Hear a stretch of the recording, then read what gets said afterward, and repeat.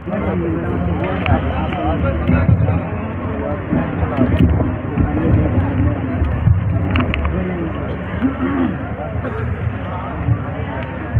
علیکم ورحمۃ اللہ وبرکاتہ۔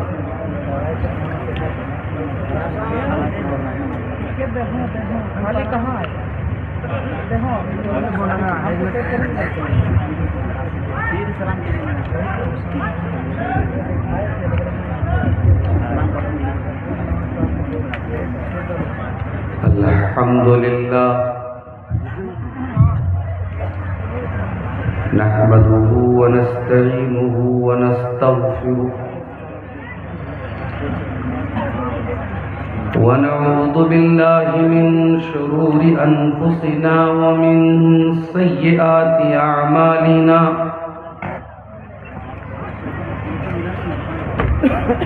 من يهده الله فلا مضل له ومن يضلل فلا هادي له وأشهد أن لا إله إلا الله وحده لا شريك له وأشهد أن محمدا عبده ورسوله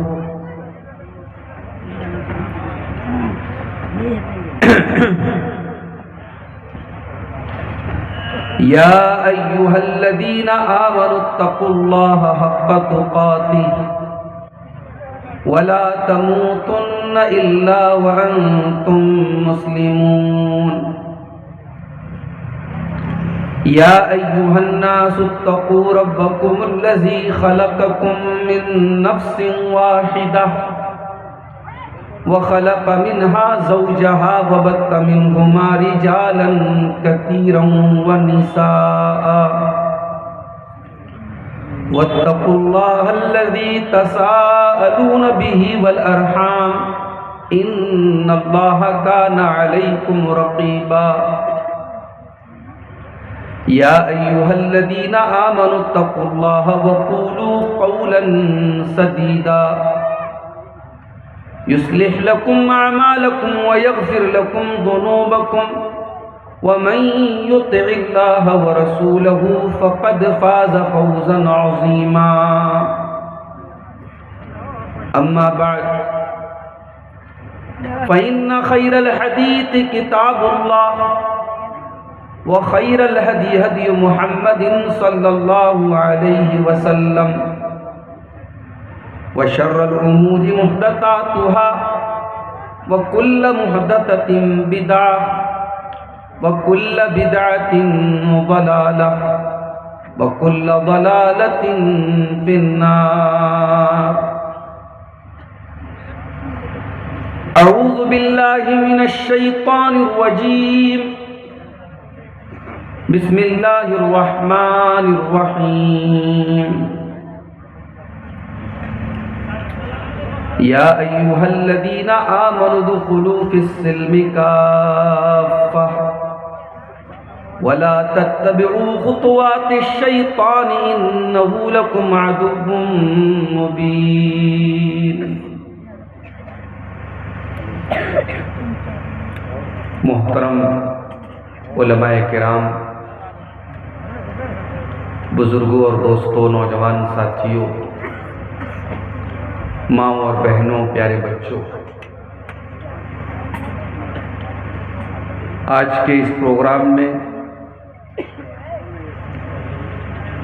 جو کہ بہت کم وقت میں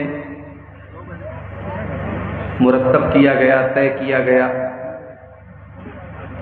اور بہت آنن فانن اس پروگرام کی ترتیب بنائی گئی، اس پروگرام میں آنا میرے لیے بہت ہی مشکل ہو چکا تھا، کیونکہ آپ جانتے ہیں اس وقت فروری کا مہینہ ہے اور اکثر مدرسوں میں سالانہ امتحانات کا ٹائم چل رہا ہے۔ یہ وہ ٹائم ہوتا ہے جس ٹائم میں اساتذہ کو چھٹی نہیں دی جاتی، لیکن ہمارے عزیز محترم ناصر بھائی، اور اسی طریقے سے ہمارے کریم بھائی نے اتنا زیادہ اصرار کیا کہ ہمیں اس پروگرام کے لیے وقت ہر حال میں نکالنا ہی پڑا۔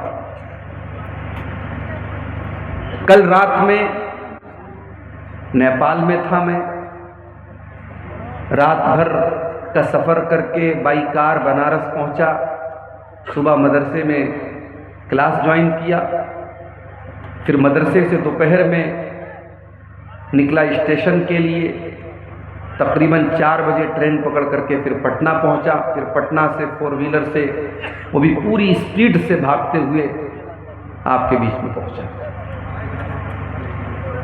یہ سفر جو ہوتے ہیں بڑے رسکی سفر ہوتے ہیں۔ جب ڈرائیور پوری اسپیڈ سے گاڑی چلاتا ہے تو کبھی کبھی ایسا بھی ہوتا ہے کہ گاڑی کو کنٹرول کرنا بھی مشکل ہوتا ہے۔ کئی بار ایسا ہوا کہ جب ہم سفر میں جا رہے ہیں، راستے میں بہت سارے حادثے بھی ہمارے سامنے دکھتے ہیں، ایکسیڈنٹ ہو رہے ہیں، حادثے ہو رہے ہیں، لیکن ہم یہ سمجھتے ہیں کہ شاید چونکہ یہ سفر ہمارا اللہ کے دین کی تبلیغ کے لیے ہو رہا ہے، اس سفر میں پہنچنے کے بعد رات کے تقریباً 2 بج رہے ہیں، مجھے آپ کے سامنے قرآن پڑھنا ہے، حدیثیں پڑھنی ہیں، اللہ اور اس کے رسول کی باتیں پیش کرنی ہیں۔ میں یہ سمجھتا ہوں واللہ اعلم کہ یہ قرآن و حدیث کی برکت ہے کہ اللہ حفاظت بھی کرتا ہے، اللہ طاقت بھی دیتا ہے، ورنہ ہمارے بس کی بات نہیں ہے میرے ساتھ۔ ہمارے دوست لوگ بولتے ہیں کہ ہم لوگ 1 دن کا سفر کرتے ہیں، حالت خراب ہو جاتی ہے، یا 24 گھنٹے ہو جاتے ہیں پیٹھ بستر پہ لگائے ہوئے، لیکن اللہ تبارک و تعالی سے یہی دعا بھی کرتے ہیں کہ جب تک جسم میں جان ہے، طاقت ہے، اللہ تعالیٰ کچھ کام اگر لے رہا ہے تو اللہ تعالیٰ اس کو قبول بھی فرما لے، اور لوگوں کے دلوں میں جو محبت ہے، عقیدت ہے، اللہ تعالیٰ اس کو بھی برقرار رکھے اور آخرت میں اس کو نجات کا ذریعہ بنا دے۔ بس ہماری یہی دعا ہے، آمین۔ میرے بھائیوں، مجھ سے پہلے آپ نے مختلف علماء کی تقریروں کو سنا، ابھی مجھ سے ٹھیک پہلے جھارکھنڈ کی سرزمین کے نوجوان عالم دین شیخ نور الدین ساحل صاحب، غالباً میں نے پوری تقریر نہیں سنی، آخر کا تھوڑا سا حصہ میں نے سنا، غالباً وہ صحابہ کرام کی عظمت پر آپ کے سامنے خطاب کر رہے تھے۔ ان کے پہلے جھارکھنڈ ہی کی سرزمین سے آئے ہوئے شیخ ابوالکلام سلفی حفظہ اللہ نے قیامت کے تعلق سے بہت ساری باتیں آپ کے سامنے رکھی۔ آج میں آپ کے سامنے جو بات رکھنا چاہتا ہوں وہ یہ سمجھ لیجئے کہ بس قرآن کی ایک آیت میں نے پڑھی ہے، اسی آیت کو تھوڑا سا ایکسپلین کر دینا ہے، سمجھا دینا ہے۔ اگر وہ بات ہماری سمجھ میں آ گئی تو سمجھیے کہ ہماری تقریر کامیاب ہے۔ تو آئیے پہلے قرآن کریم کی اس آیت کا ترجمہ اور مطلب دیکھتے ہیں جو ابھی میں نے آپ کے سامنے خطبہ مسنونہ کے بعد پڑھی ہے۔ یہ آیت سورۃ البقرہ کی ہے، قرآن کے دوسرے پارے کی آیت۔ یا ایھا الذین آمنوا ادخلوا فی السلم کافہ، اے ایمان والو داخل ہو جاؤ، پرویش کرو، انٹری کرو، فی السلم اسلام کے اندر۔ یا ایھا الذین آمنوا ادخلوا فی السلم کافہ، اے ایمان والو تم اسلام کے اندر پورے کے پورے داخل ہو جاؤ۔ آپ کسی مکان کے اندر داخل ہوتے ہیں، ایسا تو نہیں ہوتا کہ آپ کا ہاتھ مکان کے اندر ہے اور باقی جسم باہر ہے، ایسا تو نہیں ہوتا۔ آپ ایسا بھی نہیں کرتے، کسی مکان کے اندر، کسی بلڈنگ کے اندر آپ داخل ہوتے ہیں، پیر بلڈنگ کے اندر ہے اور باقی باڈی باہر ہے۔ آپ جب بھی کسی مکان میں پرویش کرتے ہیں، کسی گھر میں داخل ہوتے ہیں تو پورے کے پورے داخل ہوتے ہیں۔ اللہ رب العالمین فرما رہا ہے ادخلوا فی السلم کافہ، اے ایمان والو تم اسلام کے اندر پورے کے پورے داخل ہو جاؤ۔ گویا اسلام بھی ایک بلڈنگ کی طرح ہے، اسلام بھی ایک گھر کی طرح ہے، اور اس گھر میں تمہیں آدھا ادھورا نہیں داخل ہونا ہے، اس گھر میں تم پورے کے پورے داخل ہو جاؤ۔ وَلَا تَتَّبِعُوا خُطُوَاتِ الشَّيْطَانِ، اور اے ایمان والو تم شیطان کے طریقے پر نہ چلنا، شیطان کے نقش قدم پر نہ چلنا۔ إِنَّهُ لَكُمْ عَدُوٌّ مُّبِينٌ، شیطان تمہارا سب سے بڑا دشمن ہے، کھلا ہوا دشمن ہے، وہ چھپ کر کے دشمنی نہیں کر رہا ہے، کھل کر کے دشمنی کر رہا ہے۔ بھئی ایک دشمن ہمارا وہ ہوتا ہے، دشمن ہے لیکن ہم کو معلوم نہیں، اس سے بچنا تھوڑا مشکل ہوتا ہے۔ شیطان کوئی ایسا دشمن نہیں جو چھپا ہوا ہے، شیطان پہلے دن سے ہمارا دشمن ہے۔ ہمارے باپ آدم کو اسی نے جنت سے نکلوایا، ہماری ماں حوا کو اسی نے جنت سے نکلوایا۔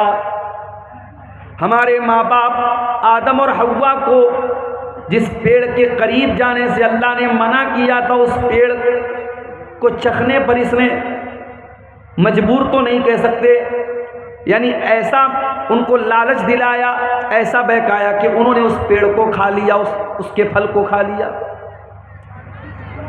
جنت کے اندر ان کے کپڑے بدن سے اتر گئے، دونوں برہنہ ہو گئے، ننگے ہو گئے، جنت کے پتوں سے اپنی شرمگاہوں کو ڈھانپنے لگے۔ شیطان ہمارے باپ آدم سے لے کر کے ہماری ماں حوا سے لے کر کے قیامت تک آنے والے ہر انسان کا دشمن ہے، ہر اس انسان کا دشمن ہے جو اللہ کے راستے پر چلنے والا ہے، جو دین کے راستے پر چلنے والا ہے۔ شیطان کا کام ہی ہے ہم کو بہکانا۔ شیطان تو وعدہ کر کے آیا اللہ تعالیٰ، شیطان خاموش نہیں بیٹھا ہے، شیطان وعدہ کر کے آیا ہے۔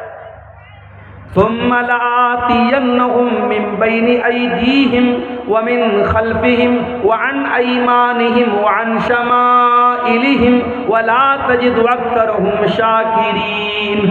اے اللہ میں تیرے زیادہ تر بندوں کو بہکاؤں گا، اے اللہ آگے سے بھی بہکاؤں گا، پیچھے سے بھی بہکاؤں گا، دائیں طرف سے بھی بہکاؤں گا، بائیں طرف سے بھی بہکاؤں گا، اے اللہ ہر طرف سے تیرے بندوں کو بہکاؤں گا۔ ولا تجد اکثرہم شاکرین، اور تیرے زیادہ تر بندے تیرے ناشکرے ہو جائیں گے۔ ناشکرے ہیں کہ نہیں؟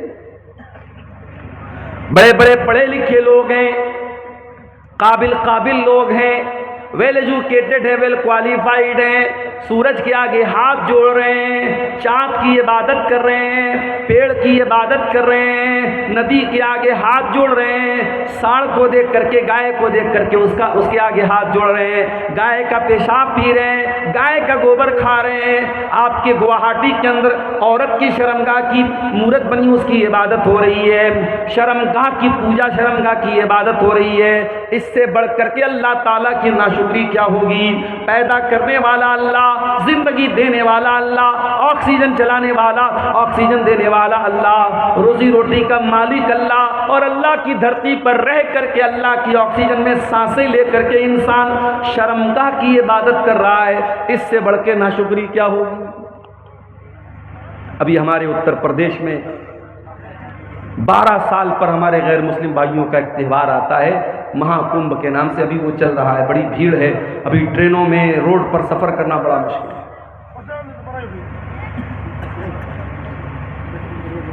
الہ آباد کے اندر، پریاگ راج کے اندر سارے دیش بھر سے سنت سادھو آئے ہوئے ہیں، میڈیا والے خوب کوریج دے رہے ہیں۔ اس میں ایسے بھی سادھو لوگ آتے ہیں، ایسے بھی بابا لوگ آتے ہیں، کوئی 10 سال سے اپنا ہاتھ ایسے اٹھائے ہوئے ہے اور اسی کو بہت بڑی عبادت سمجھ رہا ہے، کوئی ننگا ہو کر کے، مادر ذات برہنہ ہے، ننگا ہے، بدن پر ایک کپڑا نہیں، شرمگاہ نظر آ رہی ہے، عورت آتی ہے اس ننگے بابا کے آگے سجدہ کرتی ہے، اس کی شرمگاہ کو چھو کر کے آشیرواد لیتی ہے، اور میڈیا والے اس کو کوریج دے رہے ہیں۔ میرے پیارے ساتھیو، اس منظر کو دیکھ کر کے انسانیت بھی شرما جائے، انسان بھی شرما جائے کہ یہ کیا ہو رہا ہے۔ شرمگاہ کی عبادت ہو رہی ہے اور انسان ننگا گھوم رہا ہے، اور اس کو دین سمجھا جا رہا ہے، اس کو ثواب سمجھا جا رہا ہے۔ یہ سارے مناظر دیکھنے کے بعد کیا ہمارے اور آپ کے دل میں یہ جذبہ پیدا نہیں ہوتا کہ اے اللہ تیرا بہت بڑا کرم اور احسان ہے کہ تو نے ہمیں مسلمان بنایا ہے۔ ہماری اوقات نہیں تھی، ہماری حیثیت نہیں تھی کہ ہم اپنی سوجھ بوجھ سے اس دین کو قبول کرتے۔ بڑے بڑے دانشور، بڑے بڑے پڑھے لکھے بدھی جیوی لوگ اسی ملک میں رہتے ہیں، اسلام قبول نہیں کر رہے ہیں، توحید قبول نہیں کر رہے ہیں۔ اے اللہ ہم اس بات کی گارنٹی کیسے لے سکتے تھے؟ یہ تو تیرا کرم ہے، تو نے ہمیں مسلمان بنایا ہے۔ کبھی غور کرنا میرے پیارے ساتھی، ہمارے اندر کوئی سرخاب کا پر لگا ہوا ہے؟ اللہ نے کون سی ایسی خاص بات ہمارے اندر دیکھی ہم کو مسلمان بنا دیا؟ یہ بس اس کا کرم ہے، اس کی کرپا ہے، اس کی رحمت ہے، ورنہ ہم کس لائق ہے میرے پیارے ساتھی؟ اسی لیے جنتی جب جنت میں جائیں گے تو کیا کہیں گے؟ وَقَالُوا الْحَمْدُ لِلَّهِ الَّذِي هَدَانَا لِهَذَا وَمَا كُنَّا لِنَهْتَدِيَ لَوْلَا أَنْ هَدَانَا اللَّهُ۔ اے اللہ تیرا کرم اور تیرا شکر ہے، تو نے ہم کو ہدایت کی نعمت سے نوازا، اسلام کی نعمت سے نوازا۔ اے اللہ اگر تو ہم کو ہدایت نہ دیتا تو ہمیں یہ ہدایت نہیں مل سکتی تھی، ہم اس ہدایت کو نہیں پا سکتے تھے۔ اے اللہ تیرا کرم ہے کہ تو نے ہم کو ہدایت سے نوازا۔ یہ اللہ کا بہت بڑا احسان ہے میرے پیارے ساتھی۔ اسی لیے پانچوں ٹائم کی نماز میں ہم بار بار اللہ تعالیٰ سے کیا دعا کرتے ہیں؟ اہدنا الصراط المستقیم۔ اے اللہ تو صراط مستقیم پر ہم کو چلانا، اپنے سیدھے راستے پر چلانا، اسلام کے اوپر چلانا۔ صراط الذین انعمت علیہم، اے اللہ ان کے راستے پر چلانا جن کے اوپر تیرا کرم ہوا، تیرا انعام ہوا۔ اے اللہ نبیوں کے راستے پر چلانا، اے اللہ صدیقین کے راستے پر چلانا، اے اللہ شہداء کے راستے پر چلانا، اے اللہ صالحین کے راستے پر چلانا، غیر المغضوب علیہم ولا الضالین۔ اے اللہ ان کے راستے پر تو نہ چلانا جن کے اوپر تیرا غضب نازل ہوا، ان کے راستے پر نہ چلانا جو بھٹک گئے۔ اے اللہ یہود و نصارہ کے طریقے پر نہ چلانا۔ یہ دعا کرتے ہیں ہم سورہ فاتحہ کی شکل میں، پانچوں ٹائم کی نماز میں ہر رکعت میں ہم یہ دعا کرتے ہیں۔ یہ اتنی بڑی نعمت ہے میرے پیارے ساتھیو اسلام، کہ اس نعمت کو ہم بار بار اللہ سے، اسی لیے قرآن میں ہم کو یہ دعا سکھائی گئی، ربنا لا تزغ قلوبنا بعد اذ هديتنا وهب لنا من لدنك رحمة انك انت الوهاب۔ ایمان والے یہ دعا کرتے ہیں، اے پروردگار جب تو نے اسلام کی نعمت سے ہم کو نوازا، جب تو نے ہدایت کی نعمت سے ہم کو نوازا، اے اللہ دوبارہ ہم کو بھٹکنے نہ دینا، غلط راستے پہ جانے نہ دینا، شرک کے راستے پر جانے نہ دینا، کفر کے راستے پر جانے نہ دینا۔ اے اللہ جب تو نے ہدایت کی نعمت سے نوازا تو پھر ہمارے دل کی حفاظت کرنا۔ اسی جھارکھنڈ کی سرزمین پر رانچی بہت مشہور شہر ہے، جھارکھنڈ کا کیپٹل ہے آپ کے اسٹیٹ کی۔ نصرت جہاں نام کی ایک لڑکی، پانچوں ٹائم کی نمازی، روزے دار، علماء کے بیان سننے والی، ایک دینی بیک گراؤنڈ، ایک ریلیجیس بیک گراؤنڈ سے تعلق رکھنے والی لڑکی مرتد ہو جاتی ہے اور نصرت جہاں سے نشا سنگھ بن جاتی ہے۔ کبھی آپ نے سوچا کہ یہ واقعات کیوں ہو رہے ہیں؟ آپ کے لیے تو ایک نیوز ہے صاحب، اخبار میں خبر آ گئی، ہم نے ایک نیوز کی طرح، ایک سماچار کی طرح سن لیا۔ معاف کرنا میرے پیارے بھائیو، اگر آپ کی قوم کی کوئی لڑکی نشا سنگھ بن رہی ہے نصرت جہاں سے، تو پوری قوم کے لیے سوچنے کا مقام ہے، پوری قوم کے چہرے کے اوپر بہت بڑا تھپڑ ہے کہ آپ اپنے دین کی اہمیت بھی اپنی قوم کی بچیوں کو نہ بتا سکے۔ او سال میں ایک بار جلسہ کرا کر کے اپنی لڑکیوں کو دین سنانے والوں، تمہاری بیٹیاں اگر دین کی اہمیت کو جانتی، اگر اسلام کی نعمت کو جانتی تو کوئی نصرت جہاں آج نشا سنگھ نہ بنتی۔ اسلام کو جانا ہی نہیں ہم نے، اس نعمت کی قدر و قیمت کو جانتی اگر وہ عورت تو کبھی میرے پیارے ساتھیوں اسلام کو چھوڑنے کی جرأت نہ کرتی۔ ارے اسلام تو وہ نعمت ہے جس کو پانے کے لیے صحابہ کرام نے سب کچھ قربان کر دیا۔ اسلام تو اتنی بڑی نعمت ہے، سمیہ بنت خیاط کو دیکھو، جوان بیٹا سامنے کھڑا ہوا ہے، ابو جہل کہتا ہے بوڑھی ماں اے سمیہ تیرا جوان بیٹا سامنے کھڑا ہے، ہم نہیں چاہتے تجھے تیرے بیٹے کے سامنے ننگا کر دے، اے سمیہ تو اسلام کو چھوڑ دے ورنہ تیرے بیٹے کے سامنے تجھے ننگا کر دیں گے۔ سوچو میرے بھائیو، ایک ماں کے لیے کتنی اذیت کی بات ہے، اس کے جوان بیٹے کے سامنے اس کو برہنہ کر دیا جائے۔ اے سمیہ تو بوڑھی ہو چکی ہے، تیرے بدن میں کمزوری آ چکی ہے، مگر تیرا ایمان تو فولاد کے جیسا مضبوط ہے۔ سمیہ نے جوان بیٹے کے سامنے ننگا ہو جانا گوارا کر لیا، مگر توحید کو چھوڑنا گوارا نہ کیا، اسلام کو چھوڑنا گوارا نہ کیا۔ اور چشم فلک نے وہ منظر بھی دیکھا، ایک بوڑھی عورت کے بدن سے کپڑے اتار لیے گئے، جوان بیٹے کے سامنے اس کو برہنہ کر دیا گیا۔ اتنے پر ابو جہل نے بس نہ کیا، پھر کہا کہ اے سمیہ آخری موقع تجھے دے رہا ہوں، اسلام کو چھوڑ دے ورنہ تجھے قتل کر دوں گا۔ برچی اٹھایا، سمیہ کا اسلام کو چھوڑنے والی تھی، ابو جہل نے برچی اٹھایا اور سمیہ کی شرمگاہ کے اوپر دے مارا۔ اے سمیہ تو اللہ کو پیاری ہو گئی، تو شہید ہو گئی، تیرے بدن کا خون گر گیا، اللہ کی راہ میں شہید ہونے والی تو پہلی خاتون بن گئی، اور تو نے دنیا کی آنے والی عورتوں کو یہ پیغام دے دیا، اے دنیا کی عورتوں تمہیں دنیا نازک سمجھے گی، تمہیں دنیا کمزور سمجھے گی، تم دنیا کو بتا دینا اگر عورت کے پاس ایمان کی دولت اور ایمان کی طاقت ہو، عورت سے زیادہ طاقتور کوئی نہیں ہوتا ہے۔ ایمان کی دولت اگر عورت کے پاس ہے، عورت سے طاقتور کوئی نہیں ہوتا ہے۔ سمیہ سے پوچھو ایمان کس کو بولتے ہیں؟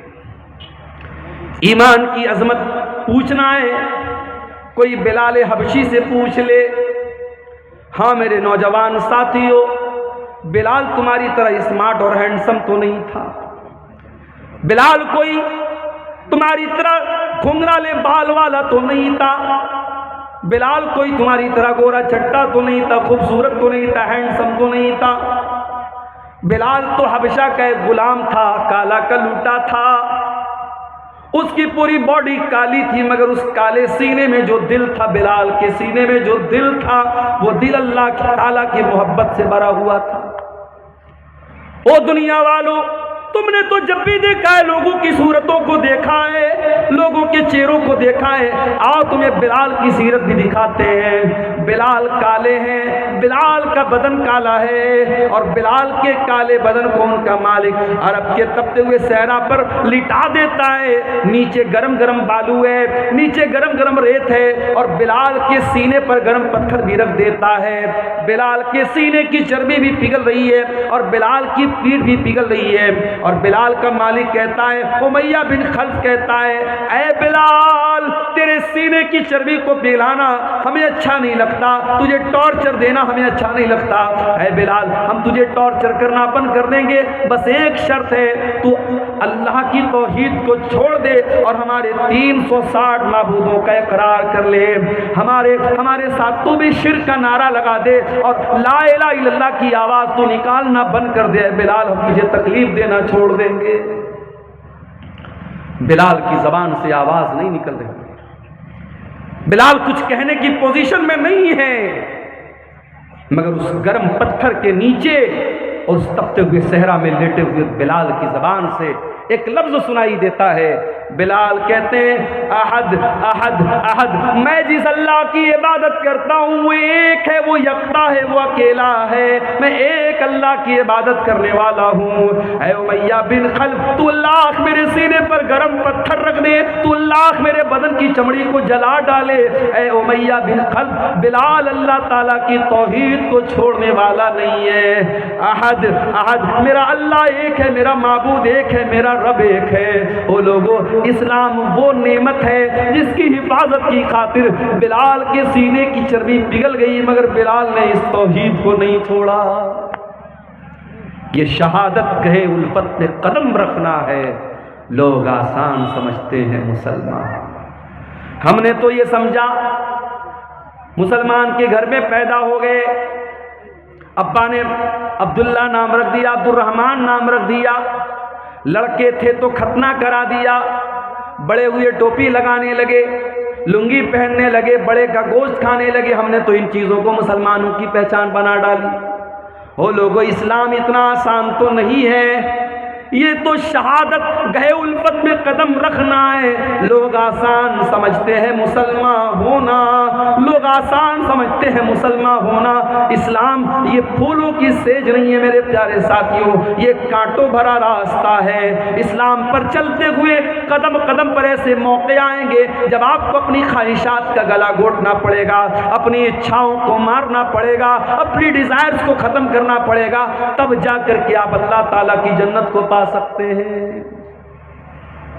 اسلام نے پورے کے پورے داخل، اسلام میں ادھورے داخل مت ہونا۔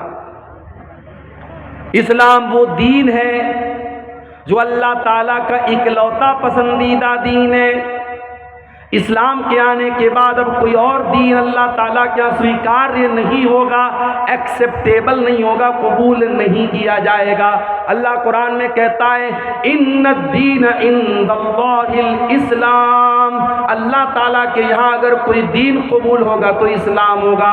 اللہ فرماتا ہے وَمَن يَبْتَغِ غَيْرَ الْإِسْلَامِ دِينًا فَلَن يُقْبَلَ مِنْهُ وَهُوَ فِي الْآخِرَةِ مِنَ الْخَاسِرِينَ۔ تم اسلام کو چھوڑ کر کے کوئی اور مذہب لے کر کے آؤ گے، تم جتنی بھی نیکی کا پہاڑ لے کے آ جاؤ، اگر اسلام کے علاوہ کوئی اور مذہب لے کر کے آؤ گے قبول نہیں کیا جائے گا۔ دنیا کے اور مذہب میں اللہ کو خوش کرنا ہے، شادی نہیں کر سکتے۔ بڑے بڑے عیسائیوں کے گرجا گھروں میں چلے جاؤ، وہاں آپ کو ایسی عورتیں ملیں گی جن کو نن کہا جاتا ہے۔ یہ نن وہ عورتیں ہوتی ہیں جو زندگی بھر شادی نہیں کرتی ہیں، جو اپنے آپ کو چرچ کے لیے خاص کر لیتی ہیں۔ ان کا عقیدہ یہ ہوتا ہے اگر اللہ تعالیٰ کو راضی کرنا ہے، خوش کرنا ہے تو ہم شادی نہیں کریں گے، ہم شوہر کے پاس نہیں جائیں گے، ہم ساری زندگی چرچ میں رہیں گے۔ ان کو نن کہا جاتا ہے۔ یہ عقیدہ ہے عیسائیوں کا۔ ہمارے ہندو بھائیوں کیا ایک عقیدہ ہے، اگر آپ کو ایشور کو پرسن کرنا ہے، اللہ کو خوش کرنا ہے، تو آپ کو برہمچاری بننا پڑے گا، دنیا کو تیاگنا پڑے گا، پتنی سے دور رہنا پڑے گا، بچوں سے دور رہنا پڑے گا، دنیا کو موہ مایا سمجھ کر کے دنیا کو تیاگ دینا ہوگا، دنیا کو چھوڑ دینا ہوگا۔ ذرا سوچو میرے پیارے ساتھیوں، اگر یہ تصور اسلام کا بھی ہوتا تو کتنی پریشانی ہوتی۔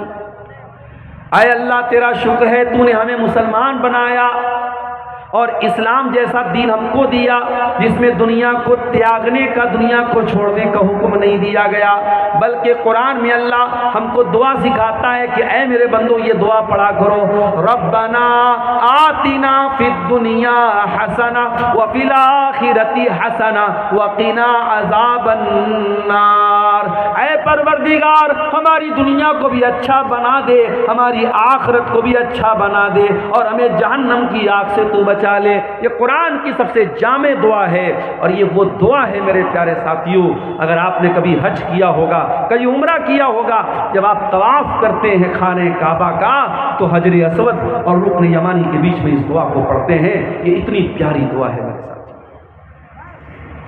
اللہ کے پیارے نبی ایک دعا پڑھا کرتے تھے، کیا کرتے تھے، اللہم اصلح لی دینی الذی هو عصمت امری، اے اللہ میرے دین کو ٹھیک کر دے کیونکہ میرے معاملے کی بنیاد تو میرے دین کے اوپر ہے، واصلح لی دنیایا التی فیہا معاشی، اور اے اللہ میری دنیا کو بھی ٹھیک کر دے کیونکہ زندگی تو مجھ کو دنیا کے اندر گزارنا ہے، واصلح لی آخرتی التی الیہا معادی، اور اے اللہ میری آخرت کو بھی تو ٹھیک کر دے کیونکہ مرنے کے بعد لوٹ کر کے وہی جانا ہے، وَجْعَلِ الْحَيَاةَ زِيَادَةً لِّي فِي كُلِّ خَيْرٍ، اور اے اللہ میری زندگی کو ایسا بنا دے کہ زندگی کا ہر دن نیکی میں اضافے کا سبب بن جائے، زندگی میں ہر دن بھلائی میں اضافہ ہو، نیکی میں اضافہ ہو، وَجْعَلِ الْمَوْتَ رَاحَةً لِّي مِنْ كُلِّ شَرٍ، اور اے اللہ جب تم موت دینا تو ایسی موت دینا کہ ہر تکلیف سے ہر شر سے مجھ کو نجات مل جائے۔ یہ بڑی جامع دعا ہے، اللہ کے پیارے نبی یہ دعا پڑھا کرتے تھے، تو ہمیں یہ دعا سکھائی گئی میرے ساتھ۔ ہمارے نبی نے شادی بھی کی، ایک ساتھ آپ کی 9 بیویاں تھیں، سب کا حق آپ ادا کرتے تھے۔ آپ کے کچھ صحابہ نے جب شادی نہ کرنے کا ارادہ کر لیا، مثال کے طور پر ایک صحابی تھے، ان کا نام تھا عثمان بن مظعون رضی اللہ تعالیٰ عنہ، انہوں نے یہ طے کر لیا کہ میں شادی ہی نہیں کروں گا، یہاں تک کہ انہوں نے یہ طے کر لیا کہ وہ اپنے ٹیسٹیکلز کو نکلوا دیں گے، اپنے خصیتین کو نکلوا دیں گے، یعنی مرد رہنے کے قابل ہی نہیں رہیں گے، مردانگی ختم کر دیں گے، شادی کے قابل ہی نہیں بچیں گے، یہاں تک انہوں نے ارادہ کر لیا۔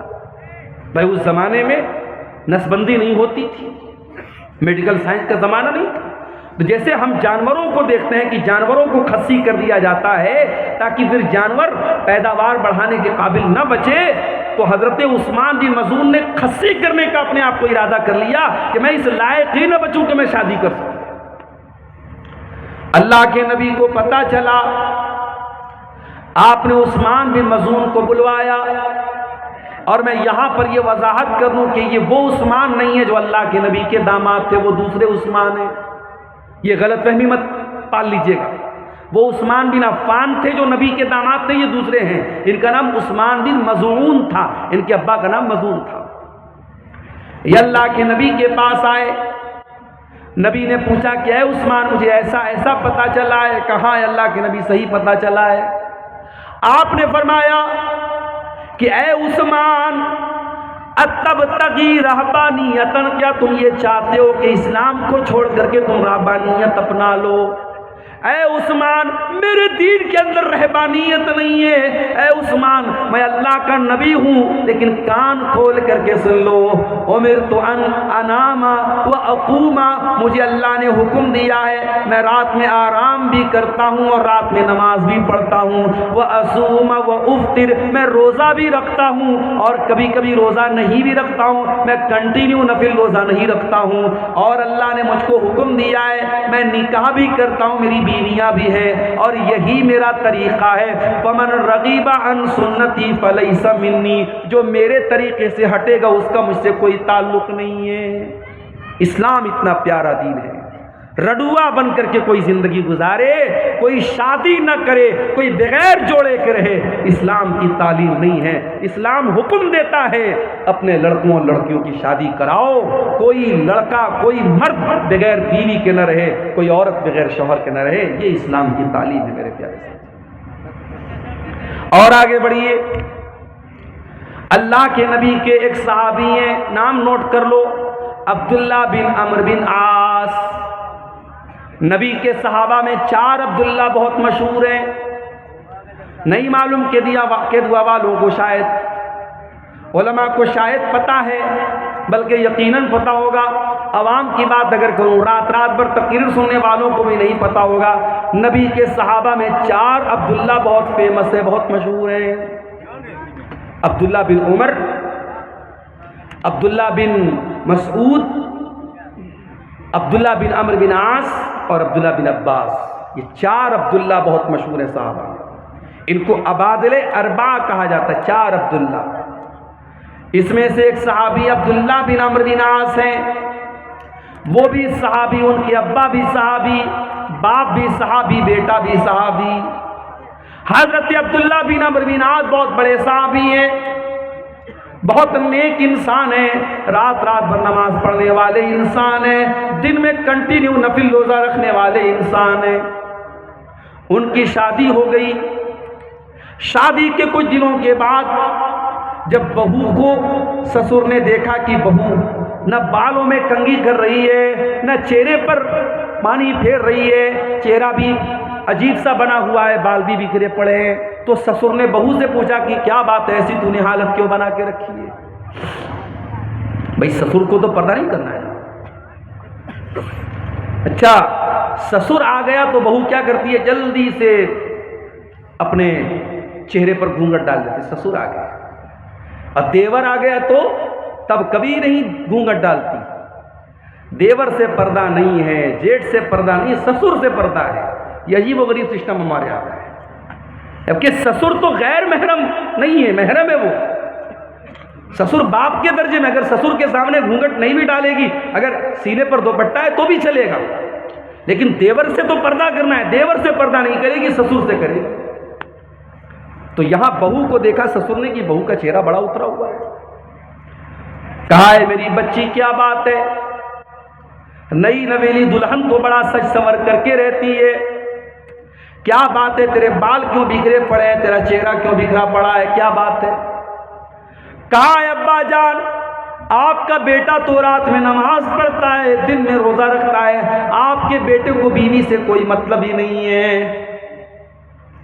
حضرت عمرو بن عاص سمجھ گئے کیا مسئلہ ہے، ڈائریکٹ بیٹے کو بولنا مناسب نہیں سمجھا، اللہ کے رسول صلی اللہ علیہ وسلم کے پاس آئے، اے اللہ کے نبی میرے بیٹے کی نئی نئی شادی ہوئی ہے اور یہ حال ہے، بیوی کا حق ادا نہیں کر رہا ہے، بیوی کے پاس بھی نہیں جاتا ہے، رات رات بھر نماز پڑھتا ہے، دن میں روزہ رکھتا ہے۔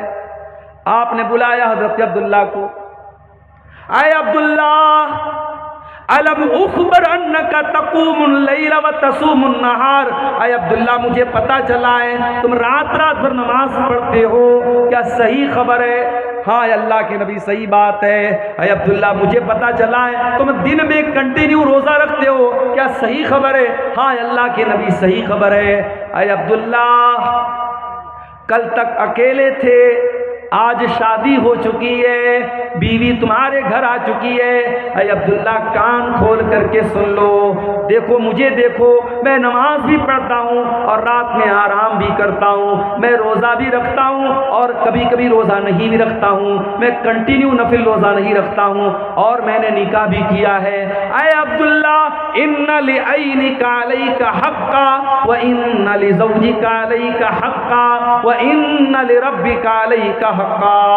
اے عبداللہ تیرے شریر کا بھی تیرے اوپر حق ہے، تیری بیوی کا بھی تیرے اوپر حق ہے، تیرے رب کا بھی تیرے اوپر حق ہے۔ اے عبداللہ اللہ کا حق بھی ادا کرو، بیوی کا حق بھی ادا کرو، مہمان کا حق بھی ادا کرو، اور اپنے شریر کا بھی حق ادا کرو، سب کا حق دو، سب کو سب کا حق دو۔ یہ ہے اسلام کی خوبصورتی اور یہ ہے اسلام کی تعلیم۔ میرے پیارے ساتھیوں وہ پیارا دین ہمیں اور آپ کو ملا ہے، مگر ہم نے کیا کیا؟ ہم نے اس اسلام کو بہت لمیٹیڈ بنا دیا۔ مسجد کے اندر آئے، اللہ اکبر، ہاتھ کہاں باندھا؟ سینے پر باندھا۔ کیوں باندھا؟ عبد الغفار صاحب نماز میں ہاتھ کہاں باندھنا ہے؟ عبد الغفار صاحب نے حدیث پڑھ کے سنائی، اللہ کے نبی سینے پر ہاتھ باندھتے تھے، آپ نے برابر سینے پر ہاتھ باندھا۔ رکوع میں گئے، مولوی صاحب جب رکوع میں جائیں گے تو پیٹھ کیسی ہوگی؟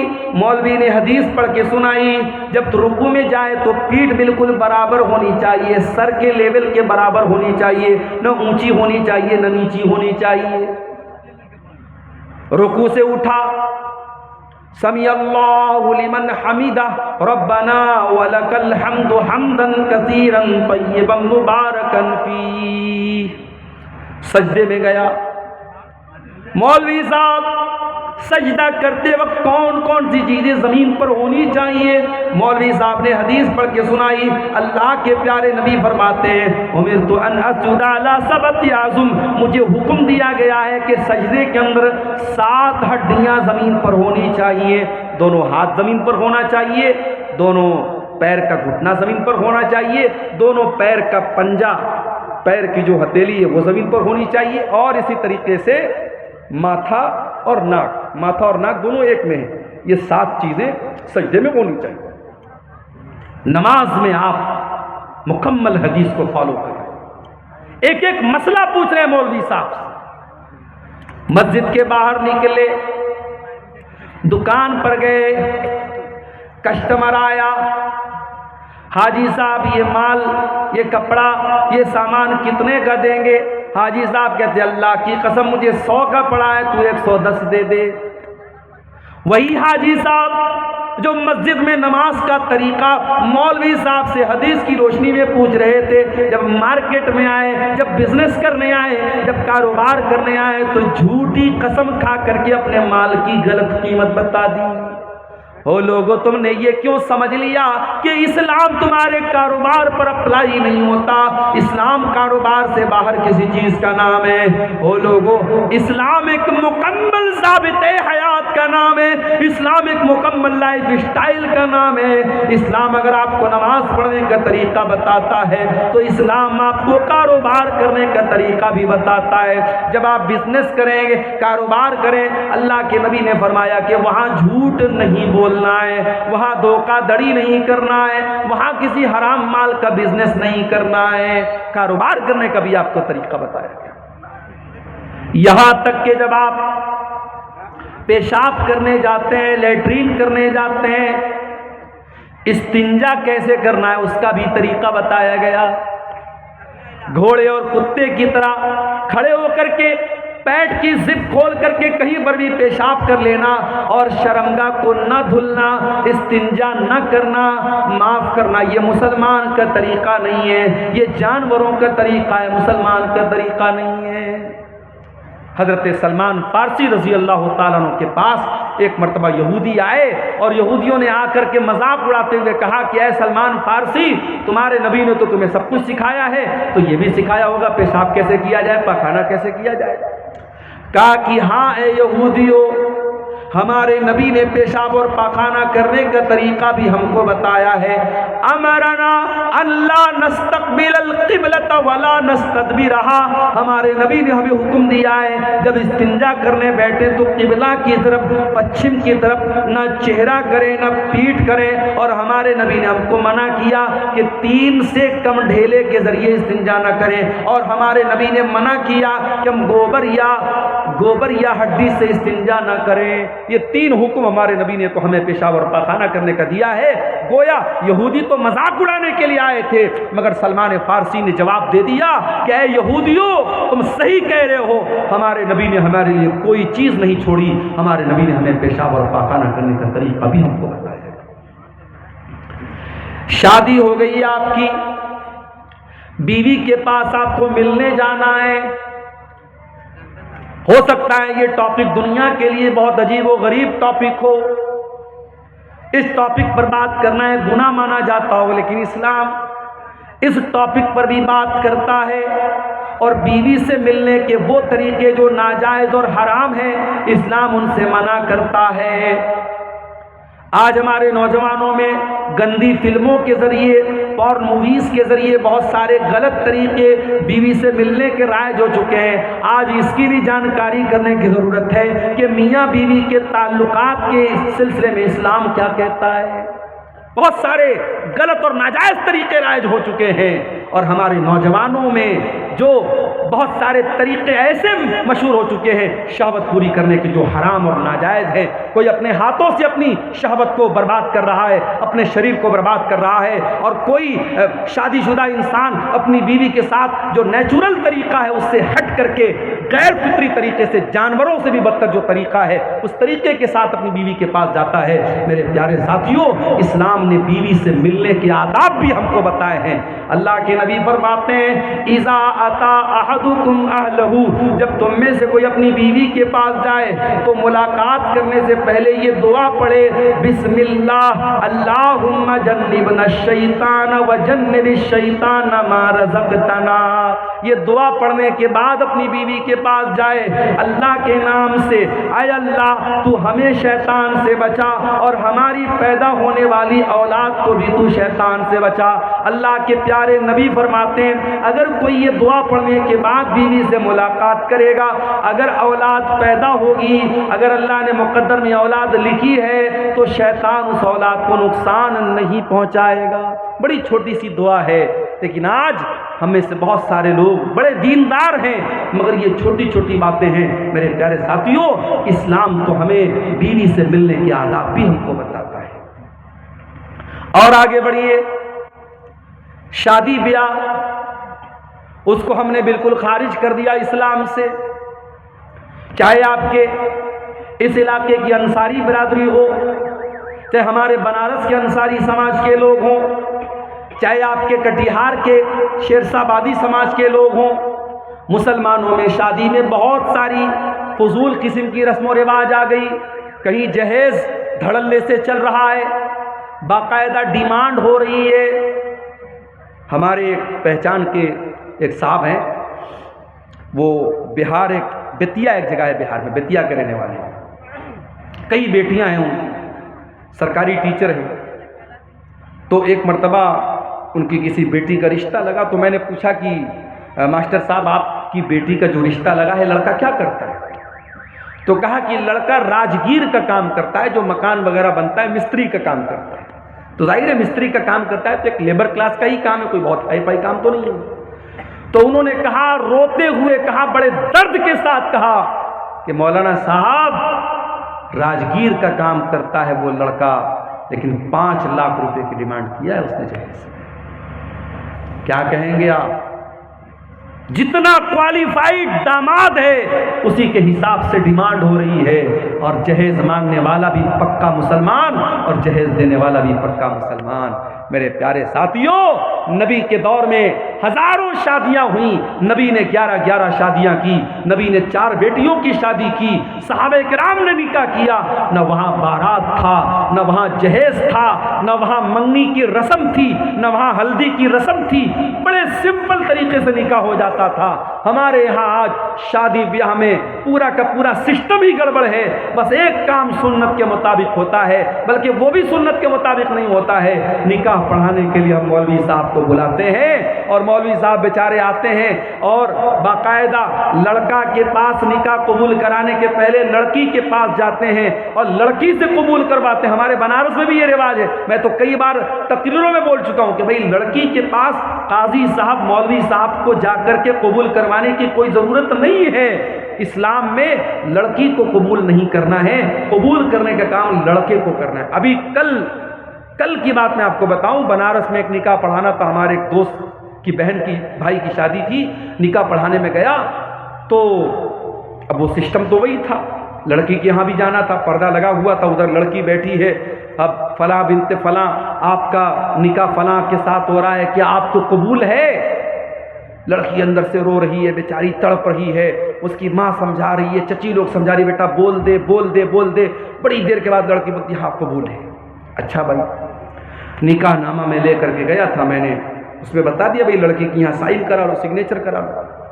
اب نکاح نامہ جب اندر سے آیا باہر تو دیکھا اتنی بڑی سی پین اس کے ساتھ آئی، خوبصورت سی پین، اس پر جو ہے نگ وغیرہ جڑے ہوئے ہیں اور مور کا پنکھ لگا ہوا ہے، اور اس پر انگلش میں کچھ لکھا ہوا ہے، میں نے دیکھا تو لکھا تو قبول ہے، اس پین کے اوپر لکھا ہوا ہے قبول ہے۔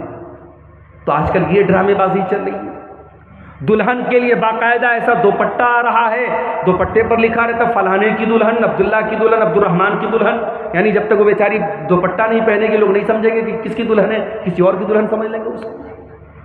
عجیب و غریب تماشے ہو رہے ہیں۔ نقاب پہن کر کے لڑکیاں آج کل چلتی ہیں، نقاب کے اوپر ایک پٹی بنی ہے، پٹی پر کیا لکھا؟ اسلام کی شہزادی۔ ارے کیسی تو شہزادی ہے رے، کیسی شہزادی ہے تو نقاب کی کو بدنام کر رہی ہے۔ اگر واقعی میں تو اسلام کی شہزادی ہے تو اپنے اس نقاب کو سمپل کر لے. آج دیہاتوں میں بہت ساری جگہوں پر دیکھتے ہیں نقاب کے اوپر لائٹ لگی ہے، خوبصورت سی لائٹ لگی چمک رہی. ارے بھائی نقاب کے اوپر لائٹ کا کیا کام ہے؟ تو یہ سب ڈھکوسلے بازی ہم کر رہے ہیں میرے پیارے ساتھیوں. معاف کرنا، اسلام ان ڈھکوسلے بازیوں کا نام نہیں ہے. اسلام بڑا سمپل دین ہے. دوسرے کے طریقے پر اور دوسروں کے نقش قدم پر چلنے کی کوشش مت کرو میرے پیارے ساتھیوں. اللہ کے نبی نے فرمایا لَتَتَّبِعُنَّ سُنَنَ مَنْ كَانَ قَبْلَكُمْ شِبْرًا بِشِبْرٍ وَذِرَاعًا بِذِرَاعٍ. اے میری امت کے لوگوں، تم اپنے سے پہلے کے لوگوں کے طریقے پر چلو گے. اگر وہ ایک بالشت چلیں تو تم بھی ایک بالشت چلو گے، اگر وہ ایک ہاتھ چلیں تو تم بھی ایک ہاتھ چلو گے. حَتَّى لَوْ سَلَكُوا جُحْرَ ضَبٍّ لَسَلَكْتُمُوهُ. اگر تم سے پہلے کے لوگ کسی جانور کے بل میں چلے جائیں گے تو تم بھی بل میں چلے جاؤ گے. اندھی تقلید دوسروں کی کرنے کی وجہ سے آج ہماری قوم میرے پیارے ساتھیوں برباد ہو. اور آگے بڑھیے، اسلام میں پورے کے پورے داخل ہو جاؤ. حاجی صاحب مسجد میں گئے، مولوی صاحب سے نماز کا طریقہ تو پوچھ لیا. مسجد کے باہر آئے، اپنے سگے بھائی کی زمین کو ہتھیا کر کے بیٹھ گئے، اپنے پڑوسی کی زمین پر ناجائز قبضہ کر کے بیٹھ گئے. او حاجی صاحب، یہ زمین آپ کے ساتھ تو نہیں جائے گی دنیا سے. او میرے بھائی، جس دن تم مر جاؤ گے یہ ساری زمین تو دوسروں کی ہو جائے گی، یہ سارا مال تو دوسروں کا ہو جائے گا. سب ٹھاٹ پڑا رہ جائے گا جب لاد چلے گا بنجارا. قبر کی 2 گز زمین کے اندر سب کو جانا ہے، سب چھوڑ کے جانا ہے. یہ زمینیں یہی رہ جائیں گی، یہ جائیدادیں یہی رہ جائیں گی، یہ کھیت کھلیان یہی رہ جائے گا، یہ تجوریاں یہی رہ جائیں گی، یہ بینک بیلنس دوسروں کے نام ہو جائے گا. میرے پیارے ساتھیوں، جب آپ قبر کے اندر جائیں گے، جتنے بھی نیک ہوں، جتنے بھی نمازی ہوں، جتنے بھی دیندار ہوں، یہ قبر آپ کو دبوچے گی، یہ قبر آپ کو پکڑے گی، یہ قبر آپ کو کے اوپر تنگ ہو جائے گی. نبی کے صحابی تھے سعد بن معاذ رضی اللہ تعالیٰ عنہ، انتقال ہو گیا. نبی کے اتنے بڑے صحابی ہیں، انتقال ہو گیا کہ اللہ کے نبی نے ان کے انتقال کے موقع پر فرمایا اہتز الموت لسعد بن معاذ. آج سعد بن معاذ کا انتقال ہوا ہے، آج ان کے انتقال پر اللہ کا عرش بھی ہلنے لگا ہے. ان کے جنازے میں 70,000 فرشتے زمین پر اترے تھے. ان کا بدن بھاری بھرکم تھا. جب جنازہ اٹھایا گیا تو جنازہ بڑا ہلکا معلوم ہو رہا تھا. بعض منافقوں نے کہا کہ ارے جنازہ تو بڑا ہلکا معلوم ہو رہا ہے. اللہ کے پیارے حبیب نے فرمایا ان لہو حملۃ غیرکم. اے میرے صحابہ، یہ سعد بن معاذ کا جنازہ ہے، اس کے جنازے میں فرشتے بھی شامل ہیں. ان کے جنازے کو فرشتوں نے اٹھا کے رکھا ہے. اتنے بڑے صحابی تھے سعد بن معاذ رضی اللہ تعالیٰ. سعد بن معاذ کو قبر میں اتارا جانے لگا. صحابہ کرام بھی سائیڈ میں کھڑے ہیں، اللہ کے پیارے نبی بھی قبر کے پاس کھڑے ہیں. جب جنازے کو قبر میں اتارا جانے لگا، اچانک اللہ کے نبی کے چہرے کی رنگت بدل گئی. اللہ کے نبی کے چہرے پر ڈر طاری ہو گیا، آپ کے چہرے پر خوف طاری ہو گیا، اور آپ نے 3 مرتبہ فرمایا سبحان اللہ سبحان اللہ سبحان اللہ، اللہ اکبر اللہ اکبر اللہ اکبر. آپ نے 3 مرتبہ تکبیر پڑھی، 3 مرتبہ تسبیح پڑھی. صحابہ نے بھی تسبیح پڑھی، صحابہ نے بھی تکبیر پڑھی. صحابہ نے کہا اللہ کے نبی کیا بات ہے، آپ کیوں گھبرائے سے لگ رہے ہیں، کیوں آپ 3 مرتبہ تسبیح پڑھ رہے ہیں، کیوں آپ 3 مرتبہ تکبیر پڑھ رہے ہیں؟ آپ نے فرمایا اے میرے صحابہ تضایق علی صاحبکم القبر، تمہارے اس ساتھی کی قبر ان کے اوپر تنگ ہو گئی. ان کی قبر نے ان کو دبوچا تھا، ان کی قبر نے ان کو پکڑا تھا، اور جتنی دیر ان کی قبر نے ان کو پکڑا تھا، اے میرے صحابہ میں بھی ڈر گیا اور میں نے اللہ کی تسبیح پڑھی، اللہ کی تکبیر پڑھی. اے میرے صحابہ ان للقبر زغتۃ لو نجا منه احد لنجا سعد بن معاذ. اگر قبر کے دبوچنے میں سے کوئی بچ جاتا تو سعد بن معاذ بچ جاتے۔ او لوگوں، جب نبی کا صحابی نہیں بچا، ہماری اور آپ کی کیا حیثیت ہے؟ او نمازیوں، او تہجد پڑھنے والوں، او روزہ رکھنے والوں، او قرآن پڑھنے والوں، یہ قبر تو تم کو بھی پکڑے گی، یہ قبر تو تم کو بھی دبوچے گی۔ او لوگوں، اس قبر کی زندگی کے بارے میں کبھی سوچو، کبھی اس کی تیاری کرو۔ یہ ناجائز کی جائیدادیں، یہ ناجائز زمینیں، یہ ناجائز دولت دوسرے لے کے چلے جائیں گے، دوسرے موج مستی کریں گے اور تم قبر میں اس کی سزا جھیلو گے۔ یہ کوئی فائدے کا سودا نہیں ہے، یہ گھاٹے کا سودا ہے میرے ساتھی۔ حرام کمائی لا کر کے دوسروں کی زندگی بنا رہے ہو اور اپنی آخرت برباد کر رہے ہو۔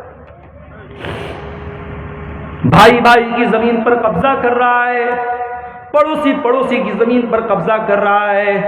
اللہ کے نبی فرماتے ہیں، او لوگوں کان کھول کر کے سن لو، میں ایک انسان ہوں، میرا فیصلہ غلط بھی ہو سکتا ہے کہ دو لوگ زمین کا فیصلہ میرے پاس کرانے کے لیے آئیں اور ایک انسان بڑی چکنی چپڑی بات کرنے والا ہو اور اس کی بات کے فیور میں فیصلہ کر دوں اور دوسرے کے خلاف کر دوں، جس کا حق تھا اس کو نہ ملے دوسرے کو دے دوں۔ ایسا ہو سکتا ہے، میں انسان ہوں، مجھ سے غلطی ہو سکتی ہے۔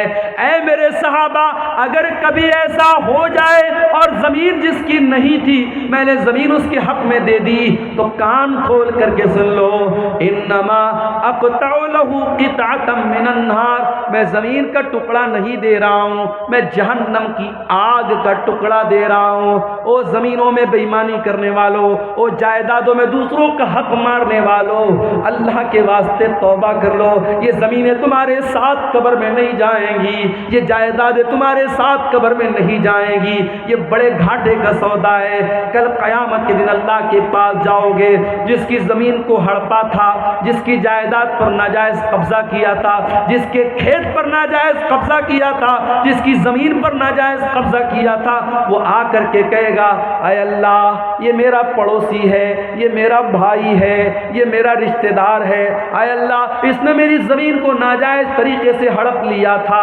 اللہ وہاں یہ نہیں کہے گا، اے بندے تو زمین کے بدلے زمین دے دے، تو پیسے کے بدلے پیسہ دے دے۔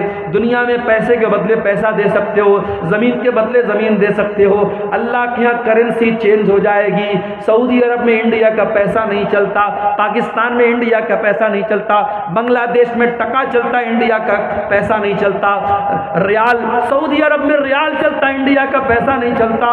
وہ لوگوں قیامت کے دن کی کرنسی کیا ہوگی؟ وہاں دنیا کا پیسہ نہیں چلے گا، وہاں دنیا کی زمین نہیں چلے گی۔ وہاں اگر کسی کا حق مارا ہے تو آپ کو اپنی نیکی دینا پڑے گا، آپ کو اپنی نماز دینا پڑے گا، آپ کو اپنا روزہ دینا پڑے گا، آپ کو اپنا صدقہ خیرات دینا پڑے گا، آپ کو اپنی زکوٰۃ دینی پڑے گی۔ اور جب ساری نیکی ختم ہو جائے گی اور پھر بھی کوئی لائن میں کھڑا ہے، اے اللہ اس نے میرا بھی حق مارا ہے، میری زمین پر بھی قبضہ کیا ہے، میرے ساتھ بھی زیادتی کی ہے، اللہ کے نبی فرماتے ہیں کہ پھر سامنے والے کے گناہ اس کے اوپر لادے جائیں گے، اور جو انسان دنیا سے بہت ساری نیکی لے کر کے آیا تھا وہی انسان گناہوں سے لدا ہوا جہنم کی آگ میں پھینک دیا جائے۔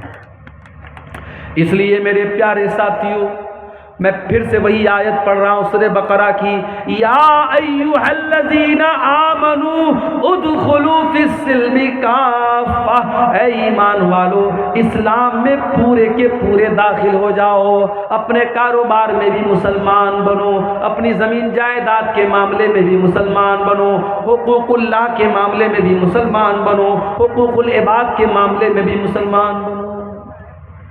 اگر باپ ہو ایک اچھے باپ بنو، بیٹے ہو ایک اچھے بیٹے بنو، شوہر ہو ایک اچھے شوہر بنو، سارے گاؤں کے لیے بہت اچھے ہو، بیوی سے کبھی پیار سے بات نہیں کرتے، ارے تو کیسا نبی کا ماننے والا ہے؟ تیرے نبی اپنی بیویوں کے نخرے اٹھایا کرتے تھے، بیویوں کے ساتھ ہنسی مذاق کیا کرتے تھے۔ اللہ کے پیارے نبی فرماتے ہیں خیرکم خیرکم لأہلہ وانا خیرکم لأہلی، او لوگو تم میں سب سے بہترین انسان وہ ہے جو اپنی بیوی کے لیے اچھا ہے، اور میں اپنی بیوی کے لیے سب سے اچھا ہوں۔ پیارے نبی اپنی بیویوں کے لیے سب سے اچھے تھے۔ او لوگوں اچھے شوہر بنو، اچھے باپ بنو۔ آج تو ہمارا حال کیا ہے؟ ہمارے بچوں کو تو موبائل پالتا ہے، 3 سال کا بچہ ہے، کھانا نہیں کھاتا، ماں نے یوٹیوب دے دیا، 5 سال کا بچہ ہے، بچہ پریشان کر رہا تھا، ماں نے موبائل دے دیا۔ آپ کا بچہ تو موبائل سے پل رہا ہے، یوٹیوب سے پل رہا ہے۔ وہ لوگوں اپنے بچوں کو ٹائم دو۔ ایک مرتبہ ٹرین میں سفر کر رہا تھا، ایک غیر مسلم لڑکا لڑکی آپس میں بات کر رہے ہیں، مجھے نہیں معلوم کہ بھائی بہن تھے یا میاں بیوی تھے یا کون تھے، مجھے نہیں معلوم، آپس میں بات کر رہے ہیں۔ ٹرین کی بات بتا رہا ہوں۔ تو لڑکے نے کہا کہ آج کل چھوٹی چھوٹی بچیاں پیار محبت کے نام پہ کیا کیا کر رہی ہیں، 8 سال کی 10 سال کی لڑکیاں، وہ بھی پیار محبت کے چکر میں پڑی ہوئی۔ تو جو لڑکی تھی ٹرین کے اندر، اس لڑکی نے بڑی پوائنٹ کی بات کی۔ اس نے کہا کہ چھوٹی چھوٹی بچیاں اگر غلط راستے پر جا رہی ہیں تو یہ ذمہ داری کس کی ہے کہ ان کو صحیح غلط کا فرق بتائیں؟ یہ ذمہ داری ماں باپ کی ہے، یہ ذمہ داری گارجین کی ہے۔ تو لڑکا بولا کہ گارجین کتنا دھیان دے گا، گارجین کتنا بھی دیکھے گا؟ تو لڑکی نے کہا کہ گارجین اپنے آپ کو جھونک دے۔ آج کا دور وہ دور ہے، وہ غیر مسلم لوگ تھے، ان کی باتیں، میں ٹرین میں بیٹھا تھا، آج کل کا تو ماحول ایسا ہے ٹرین پر بھی آپ زیادہ کسی سے بات نہیں کر سکتی، اپنی اپنی سیٹ پر آدمی بیٹھا رہتا ہے، لیکن وہ بات چیت جو ہو رہی تھی میں سنا تو مجھے وہ بات بڑی وزندار لگی۔ اس لڑکی نے کہا کہ آج کے دور میں اگر اپنی بچیوں کی پرورش کرنا ہے تو اپنے آپ کو قربان کرنا پڑے گا، تب آپ بچیوں کی پرورش کر سکتے ہیں۔ میرے پیارے ساتھیوں، زمانہ بڑا نازک ہے، آپ کی جوان ہونے والی بیٹیوں کو بہکانے کے لیے ہزاروں راستے موجود ہیں، فیس بک موجود ہے، انسٹاگرام موجود ہے، واٹس ایپ موجود ہے، اسکول کا گندا ماحول ہے، کالج کا گندا ماحول ہے، سوشل میڈیا ہے، الیکٹرانک میڈیا ہے، پرنٹ میڈیا ہے، شیطان کے فتنے ہیں۔ آپ کی جوان ہونے والی نسل کو برباد کرنے کے بہت سارے راستے ہیں۔ اگر آپ نے دھیان نہ دیا، اگر آپ نے اپنے آپ کو قربان نہیں کیا اپنے بچوں کی تربیت کے لیے، کل پچھتانا پڑے گا۔ اگر آپ نے آج دھیان نہ دیا، کل بہت ساری نصرت جہاں ایسی سامنے آ جائے گی جو نشا سنگھ بن جائے گی۔ آپ کی مسلمان لڑکیاں بڑی تیزی کے ساتھ مرتد ہو رہی ہیں۔ میں جھارکھنڈ میں گاؤں گاؤں جا کے کہہ رہا ہوں، میں بہار کے گاؤں گاؤں جا کے کہہ رہا ہوں، او لوگوں اپنی عورتوں کو دین پہنچا دو۔ سال میں ایک بار جلسہ کرانے سے کام نہیں چلے گا، بار بار سناؤ، بار بار بتاؤ، کتابوں کا مطالعہ کرواؤ، پڑھاؤ لکھاؤ۔ اپنے گاؤں میں لڑکیوں کا ادارہ اگر ہے تو اس ادارے کی قدر کرو، اپنی بچیوں کو اداروں میں پڑھاؤ، اپنی عورتوں کو صحیح پردہ کراؤ، اپنی مسجدوں میں عورتوں کا انتظام کراؤ، اور جمعہ کے خطبے میں یہ سنشچت کرو، یہ یقینی بناؤ کہ ہر جمعہ کے خطبے میں عورتیں بھی آپ کی مسجد پر آئیں۔ یہ 1 سال کا جلسہ کرا لینے سے، جو جلسے میں بھی کیا ہوتا ہے، کچھ عورتیں بیچاری پنڈال میں بیٹھی ہیں، کچھ عورتیں بیٹھ کر کے وہاں باہر مارکیٹ میں کچھ کھا رہی ہیں، پی رہی، کچھ مٹر گشتی کر رہی ہیں، کچھ ادھر ٹہل رہی ہیں، کچھ ادھر ٹہل رہی ہیں۔ یہ کوئی آپ مسجد سے بڑا بہترین ماحول کہیں نہیں ہو سکتا۔ جمعہ کے خطبے میں آدھا گھنٹہ کی تقریر، سارے لوگ سکون سے وضو کر کے سنتے ہیں۔ اگر آپ کے گھر کی عورتیں جمعہ کا خطبہ سنیں گی، میں بار بار یہ بات تقریروں میں کہتا ہوں، سال میں 52 جمعہ کا خطبہ ہوتا ہے، اگر آپ کے گھر کی عورتیں 52 مرتبہ جمعہ میں جائیں گی، انشاءاللہ دین کی بہت ساری معلومات وہ لے کر کے جائیں گی۔ تربیت کے لیے ٹائم نکالنا پڑے گا میرے ساتھی۔ اسی لیے عربی کا ایک شاعر کہتا ہے، لیس الیتیم من انتہا ابواہ من ہم الحیات وخلفاہ ذلیلا۔ ارے یتیم وہ نہیں ہے جس کے ماں باپ دنیا سے چلے گئے ہوں، ان الیتیم هو الذی تلقى له اما تخلت او ابا مشغولا۔ ارے یتیم تو وہ بچہ ہے جس کی ماں کے پاس سمے نہیں ہے، جس کے باپ کے پاس ٹائم نہیں ہے، جو اپنے بچوں کی تربیت کے لیے وقت نہیں نکالتا ہے۔ اس لیے میرے عزیزوں، اپنے بچوں کی تربیت کے لیے وقت نکالو، اسلام میں پورے کے پورے داخل ہو جاؤ، ایک اچھے باپ بنو، ایک اچھے شوہر بنو، ایک اچھے مربی بنو، تاکہ آپ کی آنے والی نسلیں دیندار بنیں۔ یہ سماج کے فطروں سے اگر اپنی آنے والی نسلوں کو بچانا ہے، میرے عزیزوں اپنے آپ کو نیک اور دیندار بناؤ۔ جب تک ہم خود دیندار نہیں بنیں گے، اپنے بچوں کو دیندار نہیں بنا سکتے۔ بیڑی پینے والا باپ اپنے بچوں کو بیڑی سے نہیں منع کر سکتا، گالی بکنے والا باپ اپنے بچوں کو گالی دینے سے نہیں روک سکتا، بے پردہ رہنے والی ماں اپنی بیٹیوں کو پردہ کرنے کی تعلیم نہیں دے سکتی۔ اگر اپنی اولاد کو سدھارنا ہے تو پہلے ماں باپ کو خود سدھرنا پڑے گا، ماں باپ کو اپنی اصلاح کرنی پڑے گی۔ میرے عزیزوں، آئیے ہم اللہ سے دعا کریں، رب العالمین ہمیں کہنے سننے سے زیادہ عمل کرنے کی توفیق عطا فرمائے۔ رب العالمین جس ادارے کی طرف سے آج کا یہ پروگرام ہوا ہے، اور جیسا کہ مجھے ناصر بھائی وغیرہ نے بتایا کہ بہت قدیم ادارہ ہے اور بہت اچھے طریقے سے یہ ادارہ چل رہا تھا، بیچ میں کچھ ایسے حالات آئے ہیں، ادارے کو آپ کی توجہ اور آپ کے جو ہے اس پر توجہ دینے کی ضرورت ہے۔ ہم اللہ سے دعا کرتے ہیں اللہ تعالیٰ اس ادارے کو مزید ترقی عطا فرمائے۔ رب العالمین ہمیں اپنے بچوں کو صحیح اسلامی تربیت اور تعلیم دینے کی توفیق عطا فرمائے۔ اللہ جب تک دنیا میں زندہ رکھے اسلام پر زندہ رکھے اور ہم سب کا خاتمہ ایمان پر ہو، آمین وآخر دعوانا الحمدللہ رب العالمین، والسلام علیکم ورحمۃ اللہ وبرکاتہ۔